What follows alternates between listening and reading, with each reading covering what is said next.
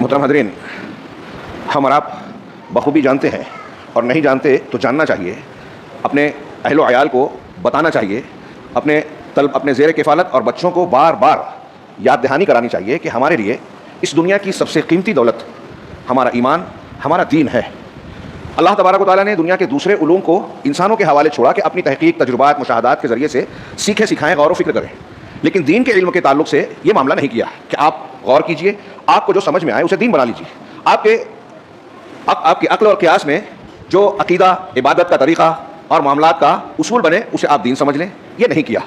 بلکہ دین کے لیے اللہ رب العالمین نے اہتمام فرمایا کہ ہر زمانے میں انبیاء کرام کو مبعوث کیا،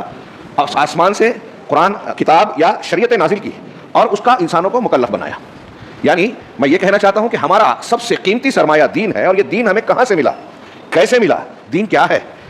یہ بنیادی بات ہے۔ دین ہمیں اللہ کی وحی سے ملا، جو میں نے کہا کہ اللہ نے اہتمام کر کے آسمان سے اتارا۔ اگر لوگوں کی عقل پر دین کا انحصار ہوتا کہ میری جو سمجھ میں آئے میں کروں، آپ کی سمجھ میں آئے جو آپ کریں، آپ جو چاہیں اسے دین بنا لیں، تہوار بنا لیں، عبادت کا طریقہ بنا لیں، عقیدہ بنا لیں، اگر ایسا ہوتا تو اللہ تبارک و تعالیٰ رسولوں کو بھیجتا ہی نہیں، کتابوں کے نازل کرنے کی، شریعتوں کو اتارنے کی ضرورت ہی نہیں پڑتی۔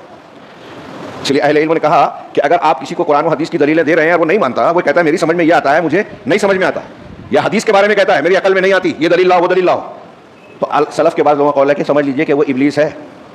جس نے اللہ کے حکم کے سامنے اپنی عقل لگائی۔ تو یہ ایک بنیادی سا سبق ہے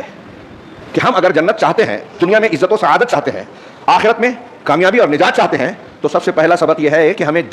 وہ دین اختیار کرنا ہے جو اللہ نے اتارا ہے اور بتایا ہے کہ اللہ اس دین کے علاوہ کسی اور دین کو قبول ہی نہیں کرے گا۔ وَمَن يَبْتَغِ غَيْرَ الْإِسْلَامِ دِينًا فَلَن يُقْبَلَ مِنْهُ، اسلام کے علاوہ جو بھی دین کے طور پر کسی اور چیز کو چاہے گا، اختیار کرے گا، اسے ہرگز قبول نہیں کیا جائے گا۔ بالکل صاف ستھرا اعلان ہے۔